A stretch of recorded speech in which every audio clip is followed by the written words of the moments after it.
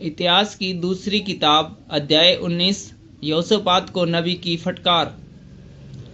यहूदा का राजा यहोशापात यरूशलेम को अपने भवन में कुशल से लौट गया। तब हनानी नामक दर्शी का पुत्र येहू यहोशापात राजा से भेंट करने को निकला और उससे कहने लगा, क्या दुष्टों की सहायता करनी चाहिए और यहोवा के बैरियों से प्रेम रखना चाहिए।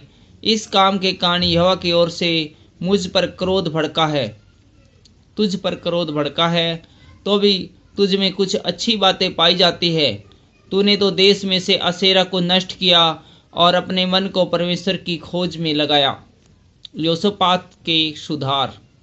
यहोशापात यरूशलेम में रहता था और उसने बरशेबा से लेकर एप्रैम की पहाड़ी देश तक अपनी प्रजा में फिर दौरा करके उसको उसके पितरों के परमेश्वर यहोवा की ओर फेर दिया।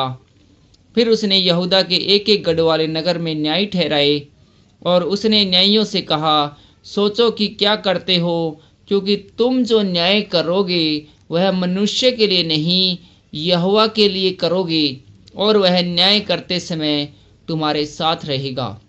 अब यहोवा का भय तुम में बना रहे, चौकसी से काम करना, क्योंकि हमारे परमेश्वर यहोवा में भी कुटिलता नहीं, और न वह किसी का पक्ष करता और न घूस लेता है। यरूशलेम में भी यहोशापात ने लेवियों और याजकों और इजराइल के पितरों के घरानों के कुछ मुख्य पुरुषों के यहोवा की ओर से न्याय करने और मुकदमों को जांचने के लिए ठहराया।